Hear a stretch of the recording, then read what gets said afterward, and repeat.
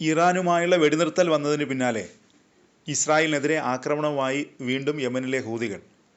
ഇസ്രായേലിൻ്റെ പ്രദേശത്ത് വ്യോമാക്രമണമാണ് ഹൂതികൾ നടത്തിയത്. യുഎസിനും ഇസ്രായേലിനും എതിരായ പ്രതിരോധം അവസാനിപ്പിക്കില്ലെന്നും ഹൂതികൾ വ്യക്തമാക്കി. ഇസ്രായേലിനെ ലക്ഷ്യമിട്ട് ഡ്രോൺ ആക്രമണം നടത്തിയതായി ഹൂതികൾ പറഞ്ഞു. ഇസ്രായേലിലേക്ക് ഡ്രോൺ എത്തിയതായി ഇസ്രായേൽ മാധ്യമങ്ങളും റിപ്പോർട്ട് ചെയ്തു. ഇസ്രായേലിൻ്റെ വ്യോമപരിധിയിൽ കടക്കുന്നതിന് മുമ്പ് തന്നെ ഡ്രോണിനെ തകർത്തതായും അതിനാൽ അപായ മുന്നറിയിപ്പ് നൽകേണ്ടി വന്നില്ലെന്നും ഇസ്രായേൽ വ്യക്തമാക്കി. യമനിൽ നിന്ന് വന്ന ഡ്രോണിനെ എയർഫോഴ്സ് ഇൻ്റർസെപ്റ്റ് ചെയ്തെന്നും ഇസ്രായേലിൻ്റെ വ്യോമപരിധിയിൽ ഡ്രോൺ കടന്നിട്ടില്ലെന്നും അതിനാൽ അലേർട്ട് ആക്ടിവേറ്റ് ചെയ്യേണ്ടി വന്നിട്ടില്ലെന്നും ഔദ്യോഗികമായി തന്നെ ഇസ്രായേൽ സ്ഥിരീകരിച്ചിട്ടുണ്ട്. എന്നാൽ ഹൂതി വിമതർ ആക്രമണത്തെക്കുറിച്ച് പ്രതികരിച്ചിട്ടില്ല. കഴിഞ്ഞ ദിവസം ഗാസയ്ക്കുള്ള പിന്തുണ യമനിലെ ഹൂതികൾ ആവർത്തിച്ചിരുന്നു. ഇസ്രായേലിനെതിരായ സൈനിക നടപടികൾ തുടരുമെന്നും വ്യക്തമാക്കിയിരുന്നു. പിന്നാലെയാണ് സംഭവം. ഇസ്രായേലിനും യുഎസിനും മനസ്സിലാകുന്ന ഒരേയൊരു ഭാഷ ബലപ്രയോഗമാണെന്ന് ഹൂതി രാഷ്ട്രീയ വക്താവ് മുഹമ്മദ് അൽ ബുഹൈദി സോഷ്യൽ മീഡിയ പോസ്റ്റിൽ പറഞ്ഞു.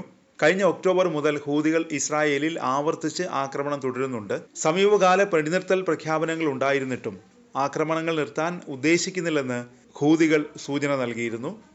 ഗസയ്ക്ക് മേലുള്ള ഉപരോധം നീക്കുന്നത് വരെ സൈനിക നടപടി തുടരുമെന്നും ഹൂതികൾ മുന്നറിയിപ്പ് നൽകിയിരുന്നു. അതിനിടെ ഗസയിൽ വെടിനിർത്തൽ ഉണ്ടാകുമെന്ന സൂചന നൽകി US president Donald Trump. Iran Israel സംഘർഷം അവസാനിപ്പിക്കാൻ ഇടപെട്ടതിന് തൊട്ടു പിന്നാലെയാണ് ഗസയിലും വെടിനിർത്തലിനായി ശ്രമിക്കുന്നതായി ട്രംപ് അറിയിച്ചത്. ഇസ്രായേൽ ഹമാസ് യുദ്ധം അവസാനിപ്പിക്കുന്നതിൽ പുരോഗതി കൈവരിച്ചു വരികയാണെന്നും ട്രംപ് പറഞ്ഞു. ഏതാണ്ട് 21 മാസമായി ആക്രമണം മേഖലയിൽ തുടരുകയാണ്. ഗാസയിൽ പുരോഗതി കൈവരിക്കുന്നുണ്ട്. നല്ല വാർത്ത ലഭിക്കുമെന്നാണ് കരുതുന്നത്.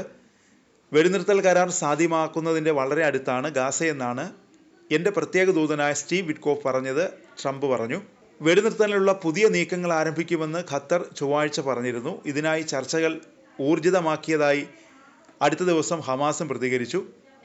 അതിനിടെ തെക്കൻ ഗസയിലെ ഖാൻ യൂനിസിൽ ഇസ്രായേൽ സൈന്യത്തിൻ്റെ കവചിത വാഹനം സ്ഫോടനത്തിൽ തകർന്ന് 7 സൈനികർ കൊല്ലപ്പെട്ടു. 605-ാം കോംബാറ്റ് എഞ്ചിനീയറിംഗ് ബറ്റാലിയനിലെ ഉദ്യോഗസ്ഥരാണ് കൊല്ലപ്പെട്ടതെന്ന് ഇസ്രായേൽ പ്രതിരോധ സേന അറിയിച്ചു.